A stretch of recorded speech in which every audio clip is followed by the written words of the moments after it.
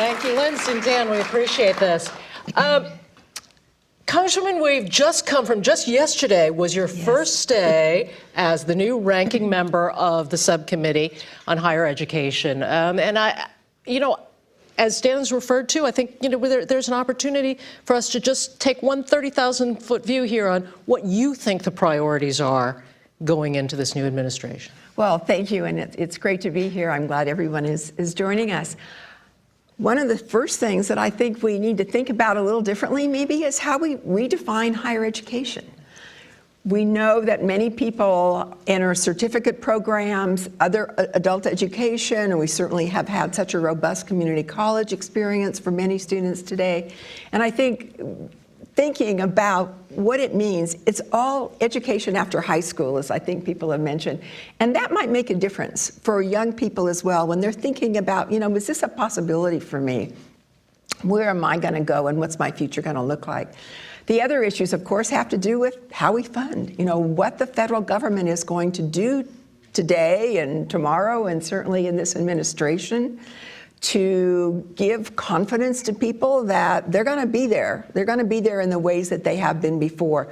So protecting what we have and also building on that is going to be part of our agenda. Well, I'm sure that is going to be a big part of the questions on the minds of the folks in our audience. I want to encourage you to think about whatever questions you have, because in a few minutes we're going to take some of your questions as well. But I am struck, of course, we have had in this forum a couple conversations already about the higher education authorization and the never-ending continuances of that reauthorization, it seems.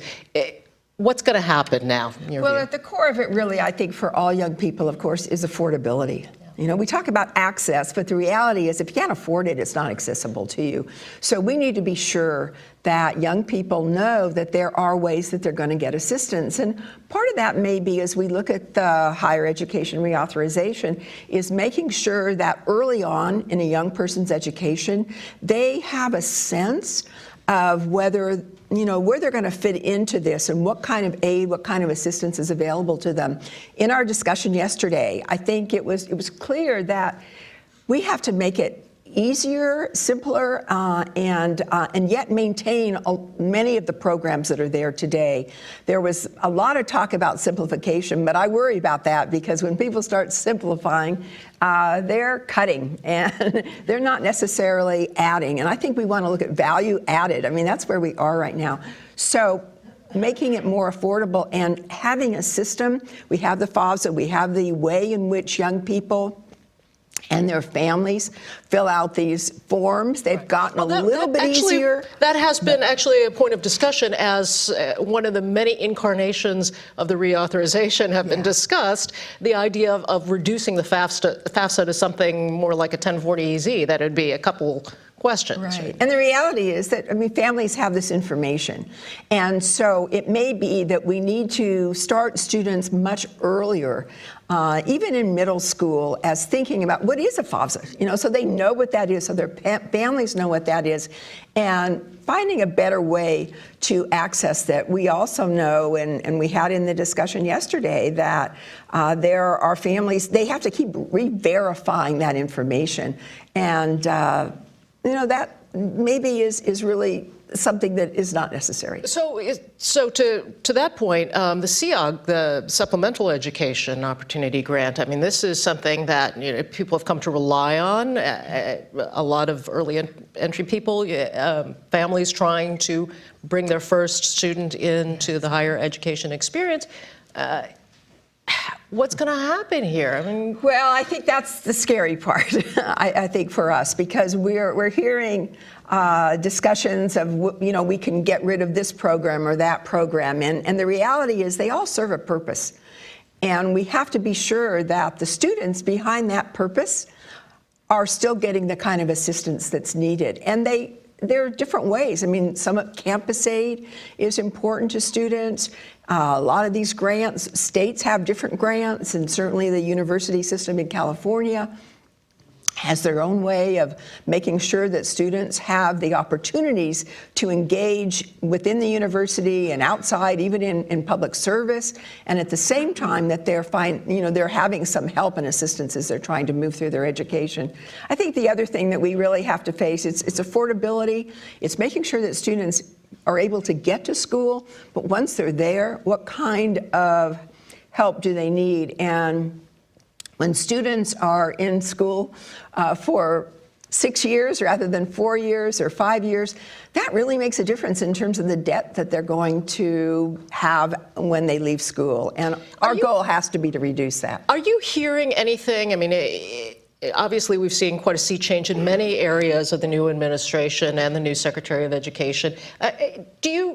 Do you have a specific concern, particularly on the affordability question and financing education? Well, in the skinny budget that was just released, yes. I mean, we do, because the Pell Grants, which many, many students depend on, and we want them to have an opportunity perhaps to extend them through the summer period, which is very important in terms of year-round summer Pell, in terms of making sure that they're not in school if they don't have to be for an extended period of time. Summer's going to help that.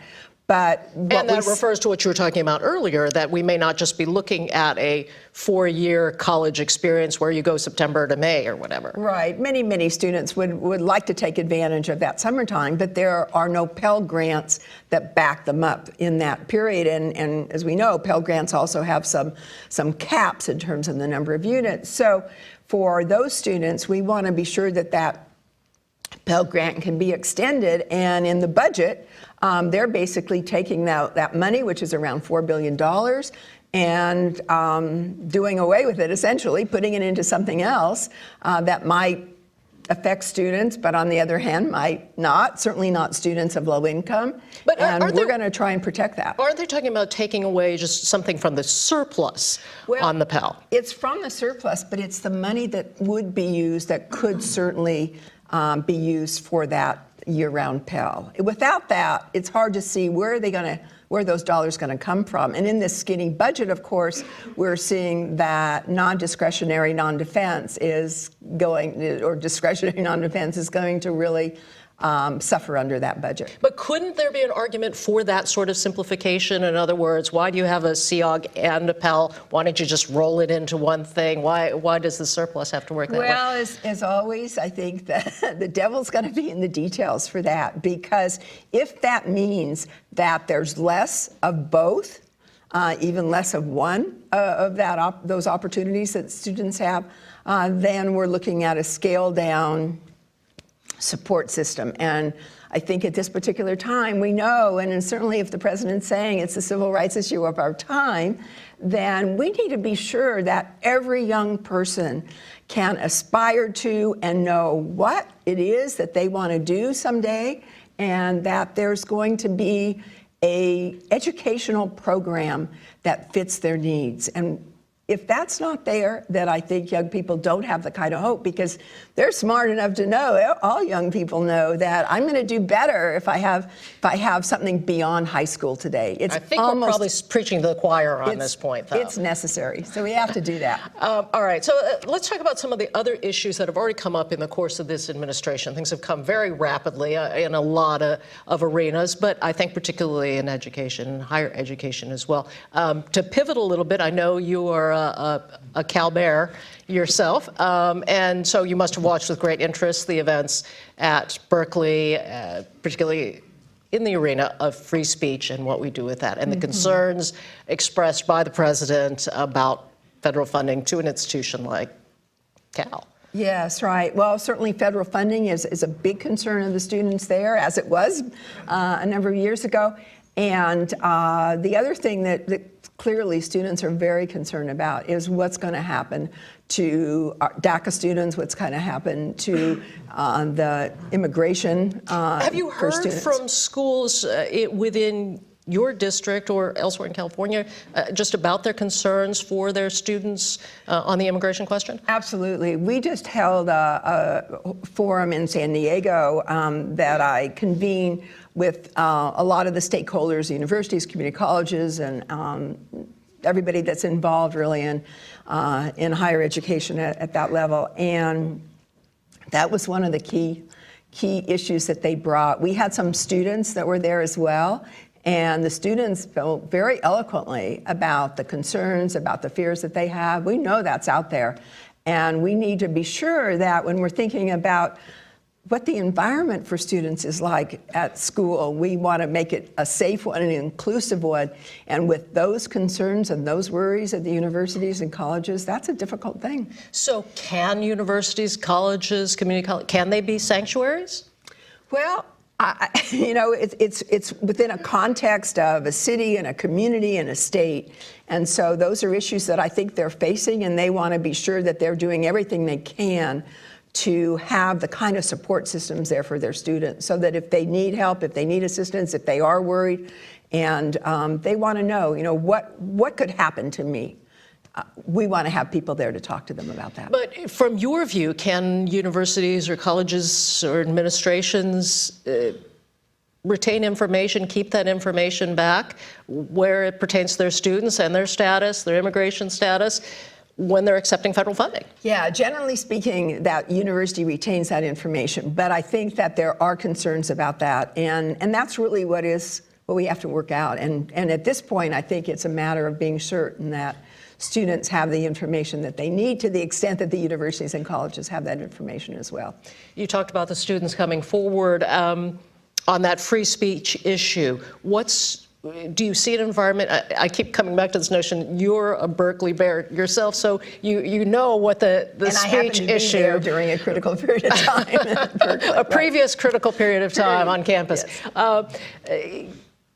This is really the closed world of a university campus has changed just within the past few weeks, and the views from Washington about what ought to be free speech rights, protected rights on campus seem to be changing. That's true, but I think, again, we're in the middle of that discussion on the universities, and I think that having the appropriate forums there as well is critical, and of course the community plays a vital role in that as well. Again, I want to encourage people to come forward with their questions as you start to think about some of these issues that we've raised here. Secretary DeVos, in one of her early statements, has talked about this idea that faculties are speaking to students and essentially telling them what to think. Is this a place where legislators can become involved, can put any kind of voice to this? Well, I think at most universities and certainly our colleges, there is a belief that everybody is welcome to speak, and we certainly want to invite people to our campuses that we don't agree with. That exchange of ideas, no matter how maybe unliked by some, is something that they know is important to their own vision and turn to their own beliefs in a community that really can have that exchange. So both in the cases of Berkeley and Middlebury, right, where you had speakers who raised some hackles within the students and in some sense raised some physical acts, violent acts, on the course of those campuses. There are red lines, I think, for people in terms of what they see as the credo that someone is going to bring to that campus. And students have a right to protest against that. They should. But again, I think sometimes it's the preparation for those speakers that's critical and that's important, in gathering people to talk about it in advance. But, I think we have to expect that there are going to be problems around that, and I think those in power at those schools, those in the appropriate positions, that's what we pay them the big bucks for. They need to be able to deal with that. Well, the administration has also taken some different positions with respect to, for example, bringing Mr. Falwell on board to guide some new thinking on higher education, college environments. I've done a lot of reporting on sex crimes on campus, and I have some concern about where that goes. where do you see the nature of the administration, the focus of the administration changing to a point that concerns you? Well, I have a great deal of concern. Title IX is something that we value greatly on our universities and our campuses. I think when you have somebody who, speaks lightly of the value of that and maybe is, thinks that we could discard it in certain areas, I think that's wrong. I think that we need to rely on our students in many cases to tell their stories on campuses, because universities, colleges, are all part of a larger society. We see that even in the military. And we need to be sure that people understand why it's so important to hold everybody accountable at that university, whether it's professors, students, of course, and the greater community. If you have somebody who's going to be in a position chairing a task force for higher education, which Reverend Falwell Jr. has been asked to do by the president, then that's serious business. And I think that we need to be sure that the rules by which universities and colleges play today is something that is a zero tolerance, and that there is just no acceptance whatsoever for that kind of behavior on campus. We know that young people engage in all kinds of activities and of course, in a learning process. But I think that we have seen that people have been abused on campuses, and that is unacceptable. And so to sort of say to a campus, well, Title IX might apply, might not apply, that can't be. We also need to be sure, and I've authored a bill that provides advocates on campus for young people, whether or not they have found themselves in a bad position of even verbal harassment or also actual sexual exploitation. We need to be sure that there are people there that they can talk to, and they know how to work that system so that they get the help and support, and that those who perhaps need to be brought to justice are. If we can bring to the microphone any questions in our audience. Yes, good morning. I'm with AAUW, and we'll shortly be releasing a report on student debt, deeper in debt, and the impact it has adversely on women. But obviously, in gathering that data, we noticed that for-profit schools can be problematic. So I'd love to hear what type of legislative approach or lens might be applied to that. And thank you. There have been a number of bills actually on the subject of for-profit, I would say exploitation in some cases.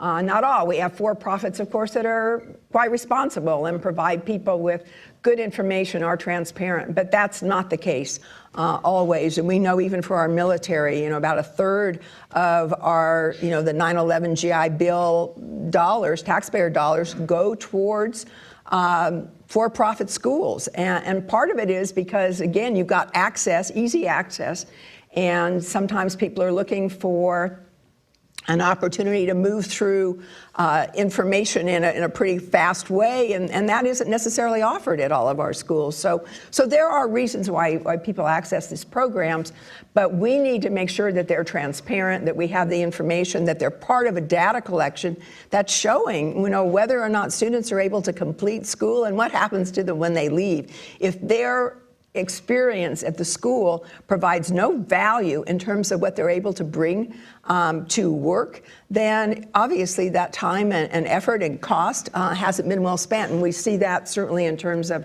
our military explicitly and others as well. And we have a number of federal money cases that have gone to trial. Yeah. Yes, sir. Good morning. William Gill with American Association Collegiate Registrars and Admissions Officers. Congresswoman, can you please give us, share your thoughts when we will see the HEA reauthorization come up for discussion? I wish I knew. Yeah, so at this point, I don't think that the majority has a timeline, although we have begun, discussions, and certainly the meeting that we had yesterday that was around funding options for students is a critical one, because I think that's really the core. We've got to be sure that affordability is there for all young people.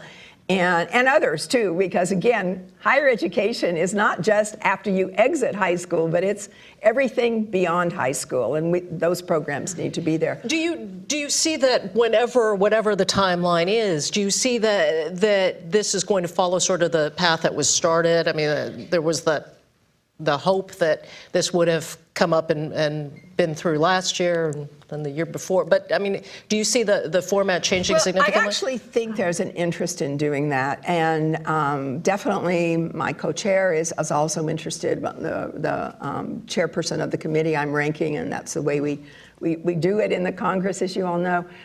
I think there's a great interest in doing it. I don't know how much interest Secretary DeVos is going to show in higher education. I think her work has been mostly in private schools, particularly in her experience, but she is out there, and I think learning more about public education, which is something that we all hope that she takes the time and effort to do.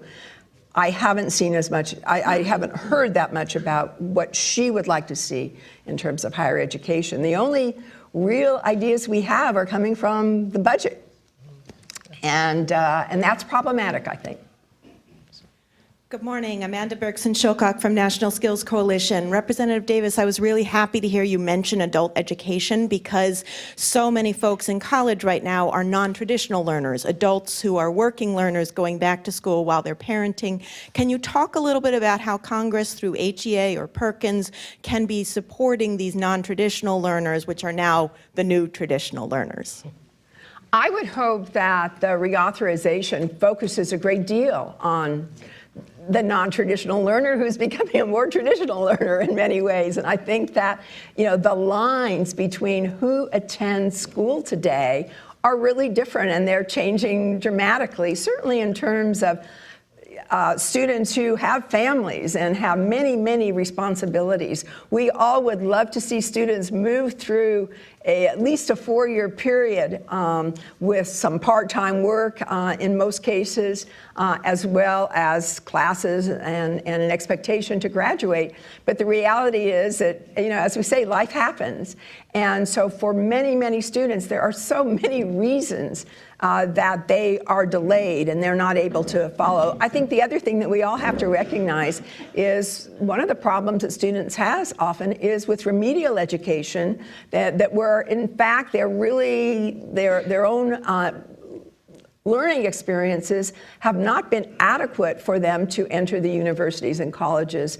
And so they lag behind, and then they get behind, and then it's really, really hard to catch up. So it's a continuum, and that's what we have to be aware of, preparing students earlier. And adult education, thank you for mentioning it, really does make a difference. And today has so many programs that, we often would think of adult education as perhaps for students who, hadn't been successful. Maybe they'd failed a class or two, or and really need to go back to school, back to high school. But in this case, it's an extension.